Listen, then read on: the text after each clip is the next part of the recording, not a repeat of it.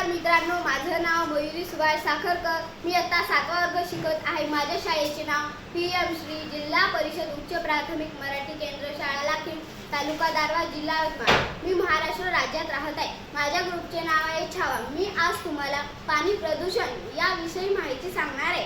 पाण्याचे प्रदूषण म्हणजे पाणी दूषित होणे। पाणी दूषित होण्याचे विविध कारणे आहेत। तसेच नद्यांमध्ये कचरा टाकणे, गाड्या धुणे, जनावर धुणे इत्यादी कारखाने मैला सोडतात। तसेच विहिरीमध्ये कचरा टाकणे, मूर्त्यांचे